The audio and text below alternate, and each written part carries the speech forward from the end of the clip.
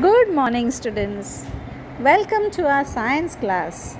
I am your teacher, Mrs. Nutan Milin Karadikar from Father Agnel Technical High School. And today we will start lesson number 14, that is light and the formation of shadows. See your screen now. What do you see in the picture? Yes, it's a beautiful sky and the sun is shining. In the second picture, you see an electric bulb. In the third picture, you see a firefly. And in the fourth picture, you see a candle. Now, all this is sources of light. What are they? Sources of light. We are learning light. So, they are called as sources of light. Can we see anything in the darkness? Yeah? No, we cannot see anything in the darkness. We are able to see the objects around us due to the light, or you can say due to the presence of light. In the first picture, sun is giving the light.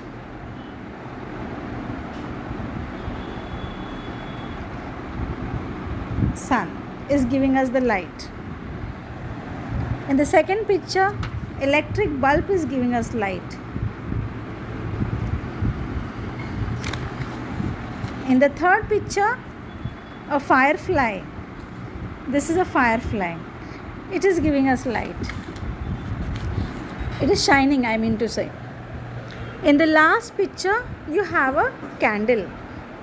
When we don't have supply of electricity, we light a candle in our homes also. So this is also a source of light. Now let us come to the explanation here. The objects or materials which emit light, meaning those which themselves are a source of light, are called luminous objects or materials. The intensity of light is determined by the extent to which the objects emit light. For example, the light emitted by an electric torch is more intense than that of a candle. The objects or materials that are not sources of light themselves are called as non-luminous objects or materials. Some man-made objects or materials also emit light. They are called as artificial sources of light. As you know, the sun is the main source of natural light. Stars seen in the night sky, fireflies, some anglerfish, as well as honey mushrooms are natural sources of light. So these are the natural sources of light. Now let us understand what is propagation of light.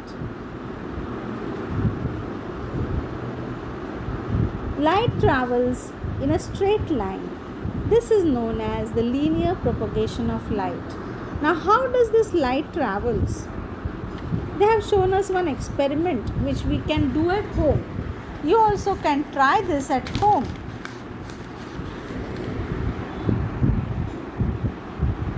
The experiment is on the next page, but before that, let us come to this picture. What do you see in this? This window is shown here, and from the window, light is entering the room. The room is dark and light is entering, and from this beam of light, we come to know that there are small dust particles also, minute dust particles are seen entering the room.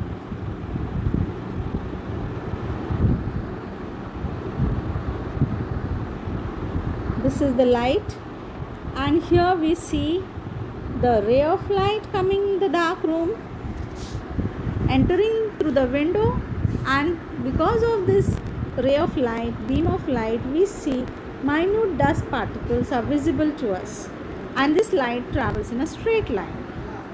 Now the experiment shown on the next page, that you have to do it yourself. Try it at home as shown in the textbook.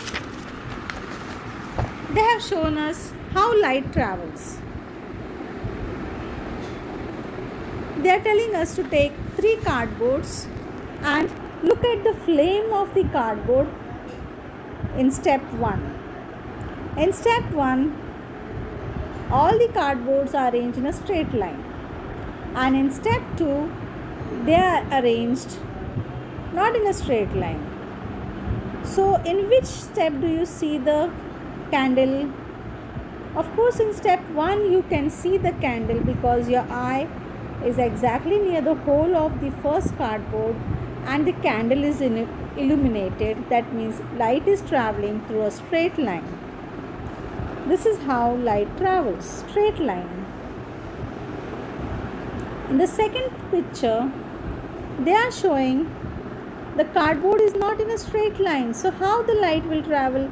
It is being obstructed by the middle cardboard, and that is why you cannot see the candle in the second step. Now one more picture they have shown you, looking at the candle through a tube. Here they have shown you one boy holding a tube and he is trying to see the candle. Same way here also, in step 1 you can see the candle, but you cannot see in step 2 because here there is a bending. The tube is being bent in the center. So in the second step you cannot see. So this is the step where you cannot see the candle. And that is why we can draw the conclusion that light travels in a straight line. This is called the linear propagation of light. You understood what is linear propagation of light? Linear means traveling in one line, and propagation of light means light travels in one line. So we can draw the conclusion from these 2 experiments or situations that light travels in a straight line. Now they have shown one more picture here down, how an object is seen. Observe this picture.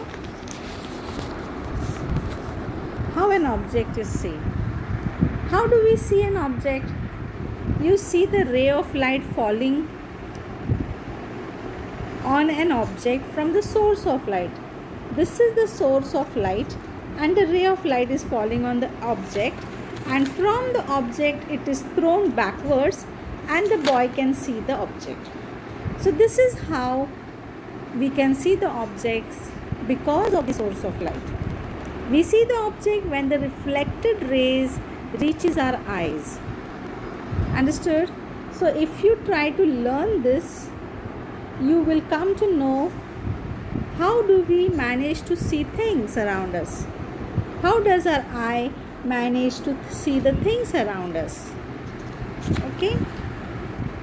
Now see the box given here. Do you know? Stars are luminous. Planets, satellites are non-luminous. Non-luminous means they don't have their own light to emit the light or to throw the light.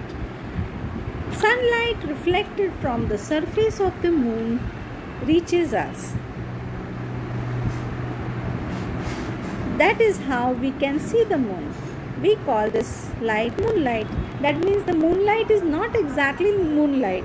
It is the light of the sun. It is the light of the sun that is falling or reflected by the moon. Otherwise, moon doesn't have light of its own.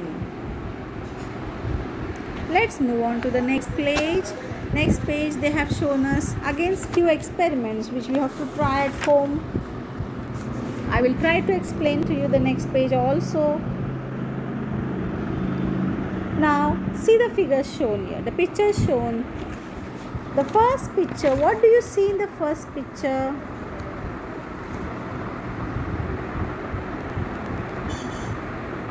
What is this first picture? This is a mirror, right? What is it? Mirror. And what do you see in the mirror? If you go and see in the mirror, you see yourself, right? There's a reflection.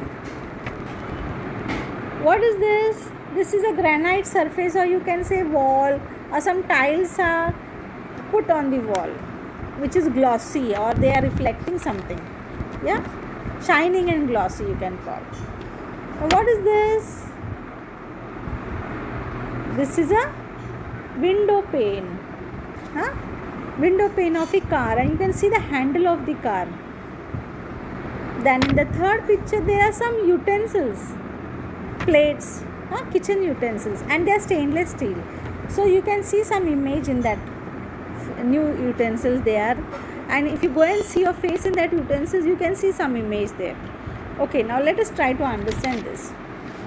We are able to see the reflection in the mirror, in the window glass pane, and also in the shiny glossy object. When light rays are thrown back from an object, we get a reflection. The reflection shows reverse characters of that object. The reflection of light rays falling on surface causes this difference. So these are the images. Okay, what are they? Images. When the light rays from a source fall on a surface, they are thrown back. This is called reflection of light. When the reflected rays from an object reaches our eyes, we are able to see this object.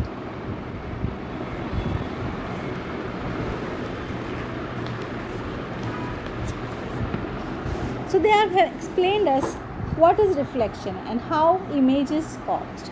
So these are day-to-day activities you can do at home. You have stainless steel plates also. You can see your face there. And in a glass window of a car, you can see your face. Here also in the shiny, you can see some images. And in mirror, of course, you can see your entire face. Everything can be seen in the mirror. Okay.